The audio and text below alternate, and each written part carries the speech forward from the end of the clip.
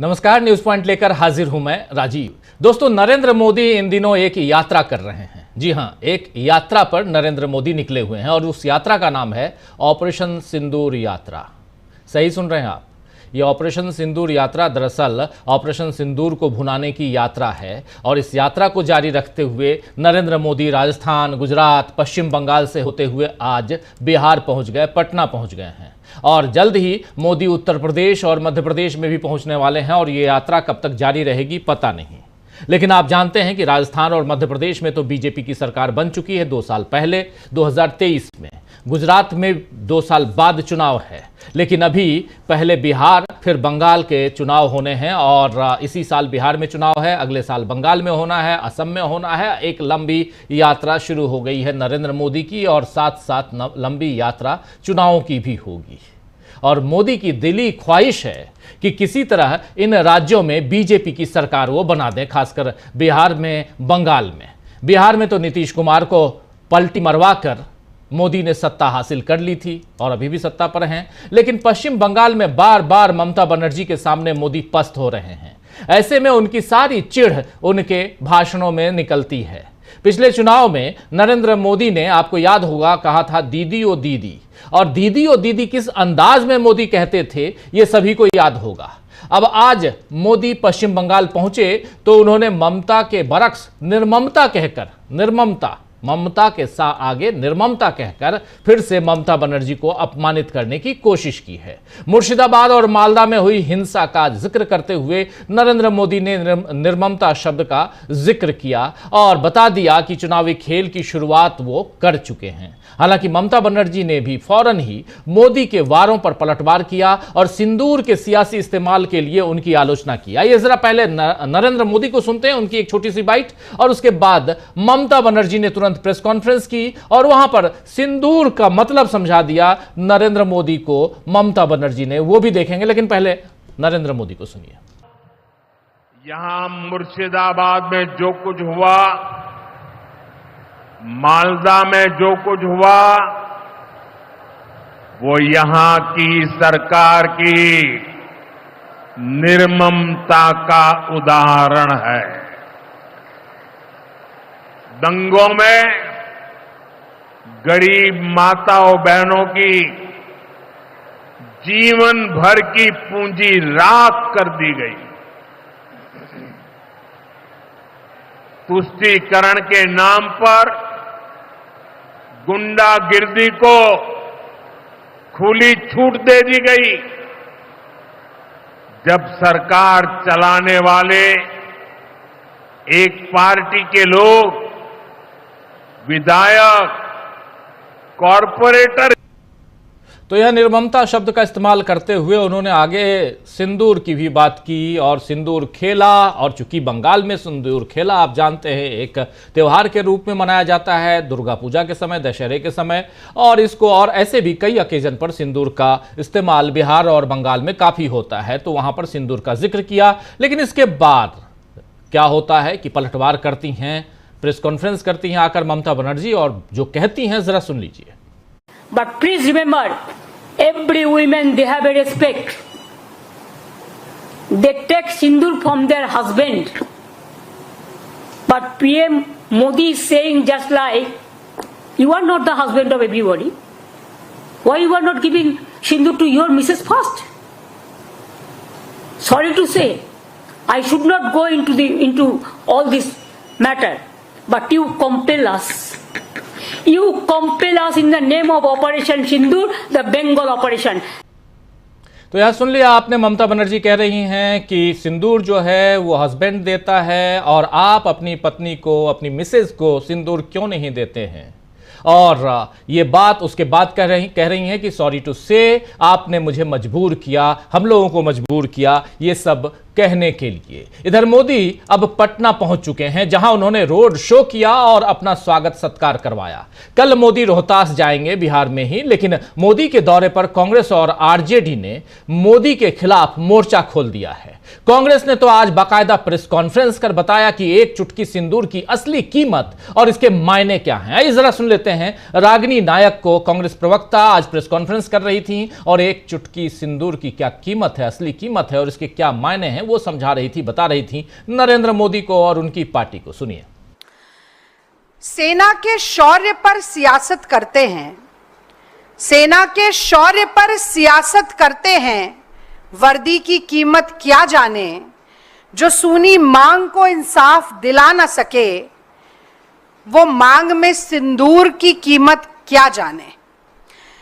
तो देखिए, मेरी मांग में और मेरे हाथ में जो ये सिंदूर है, इसका स्वरूप और इसका रंग भारत के अलग अलग प्रांतों में अलग हो सकता है, लेकिन एक भारतीय सनातनी ब्याहता महिला के लिए इस सिंदूर का क्या महत्व है और इसकी क्या पहचान है, यह मैं आज भाजपा और संघ के लोगों को बड़ी साफगोई के साथ समझाना चाहती हूं, क्योंकि मुझे लगता है कि सिंदूर का महत्व उनकी समझ में आता नहीं है।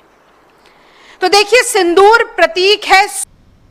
तो सुन रहे थे आप, यहां पर रागिनी नायक को कांग्रेस प्रवक्ता और सिंदूर की कीमत बता रही हैं, उसके मायने बता रही हैं। वहीं बिहार कांग्रेस ने भी आज ट्वीट किया है और उस ट्वीट में बिहार कांग्रेस ने साफ साफ सीधे नरेंद्र मोदी पर हमला बोलते हुए कहा है कि पटना में मोदी का रोड शो, ऑपरेशन सिंदूर का राजनीतिकरण।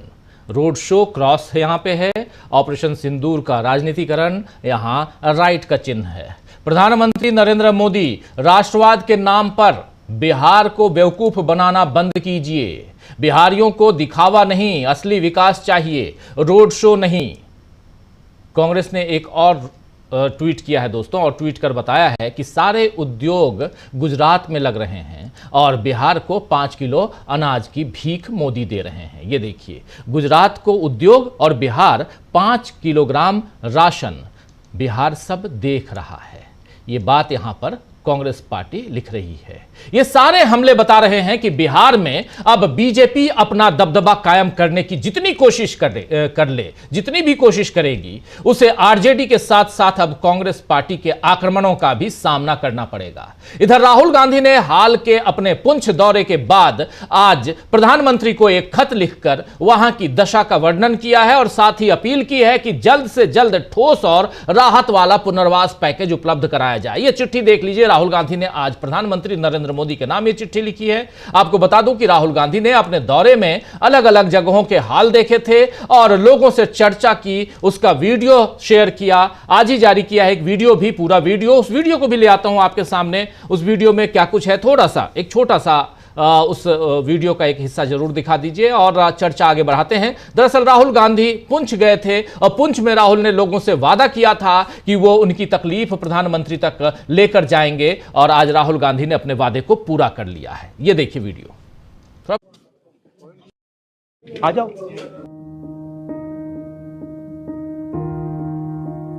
ये पुंछ वो सिटी है जो 66 की जंग में पीसफुल रही, 71 की जंग में पीसफुल रही, 91 की कारगिल वार में ये पीसफुल सिटी रही, मगर In a dramatic escalation of cross-border shelling, Pakistan intensified its artillery fire along the line of control on Wednesday, targeting civilian areas in Jammu and Kashmir. मकान की खिड़कियां गिर रही हैं, तो ये तो हमें उम्मीद नहीं थी कि हम अभी नेक्स्ट दोबारा ऐसा देखेंगे। जिंदगी मिलेगी दोबारा, लेकिन ऊपर वाले का देन था जो आज हम जिंदा है। इन्होंने बोला रात को लाइटें बंद कर दो, हमने थोड़ा सा ये करना है वो करना है, लेकिन पूरा जंग का माहौल बना दिया यहाँ पर इन्होंने। थे और कोशिश कर रहे थे किसी सेफ जगह पे हमें जाया जाए। 7 तारीख को रात 2 बजे से लेकर सुबह 10 बजे तक शेलिंग होती रही, जिसमें सबसे ज्यादा नुकसान इस वार्ड नंबर 3 में हुआ है। ये पूरी वार्ड नंबर 3 में कम से कम इधर कोई दिखाओगे नहीं, फायदा गया इधर तक। 2 लगे, 3 लगे, फिर उस हो गई। कहाँ से आ रहे थे? सर मैं उस साइड से आ रहा हूँ, वहाँ से। मैं जब बच्चे जो थे सर वो वहाँ आगे थे और जीजू मेरे, जब मैं वापस आया सर। तो इस वीडियो को आप पूरा देख सकते हैं राहुल गांधी के चैनल पे भी, हमारे चैनल पे भी देख सकते हैं। कई जगह ये शेयर है ऑलरेडी। और राहुल गांधी पुंछ पहुंचे थे और वहां पर जो पाकिस्तान का जो हमला हुआ था, उस हमले में, ड्रोन अटैक में जो कुछ हुआ, उसकी वानगी, उसकी तस्वीर इस वीडियो में। और इसके अलावा उन्होंने उन लोगों से वादा किया था कि आपकी बातों को हम पहुंचाएंगे प्रधानमंत्री तक और चाहेंगे कि प्रधानमंत्री इन बातों को सुने, समझें और सरकार आपकी मदद करे। लेकिन सवाल यह है कि मोदी अपने वादों को कब पूरा करेंगे?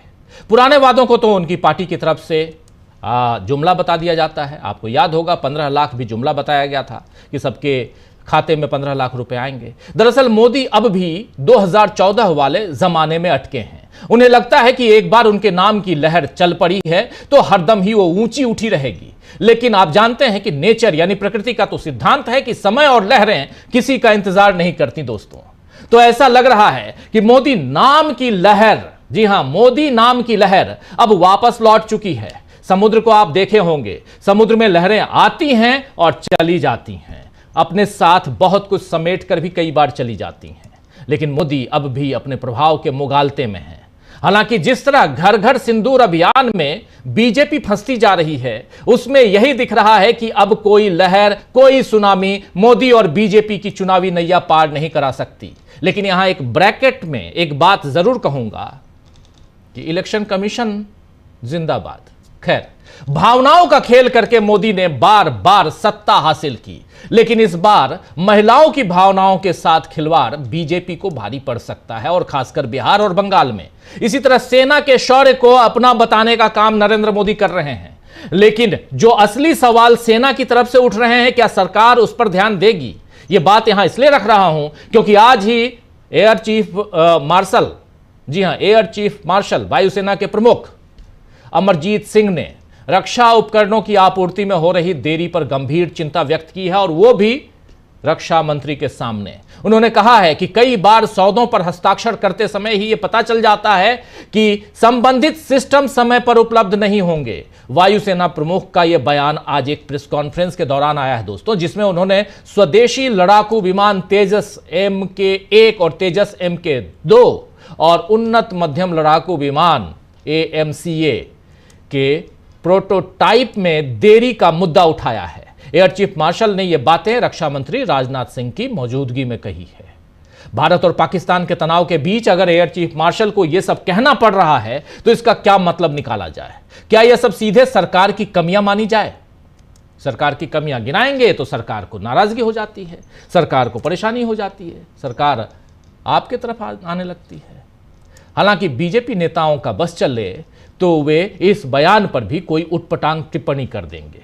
वैसे भी कोई नेता कर्नल सोफिया को आतंकियों की बहन बताता है, कोई सेना को मोदी के चरणों में दिखाता है, कोई वायुसेना को नालायक कहता है। जी हां, यह भी आपने सुन लिया होगा, वायुसेना को नालायक बीजेपी का नेता ने कहा है। और इन सबको नजरअंदाज करते हुए मोदी आराम से रोड शो करते हैं। लेकिन ऐसे रोड शो क्या मोदी को उनकी मंजिल तक पहुंचाएंगे? आज इसी पर चर्चा करेंगे। आइए चर्चा की शुरुआत करते हैं। हमारे साथ कुछ वरिष्ठ साथी जुड़े हुए हैं, उन सबसे आपका परिचय करवाता हूं और आगे बढ़ते हैं। और आर पार, सिंदूर पर आर पार, जी हां, सिंदूर पर आर पार विपक्ष ने मोर्चा खोल दिया है। और उधर आपने देखा ममता दीदी को, उनका नरेंद्र मोदी पर सीधा प्रहार है और पूछ दिया कि अपनी मिसेज को सिंदूर क्यों नहीं देते हैं जो दूसरों को देने के लिए आप निकल पड़े हैं। राहुल गांधी ने भी कई सवाल पूछे हैं। इन सब को लेकर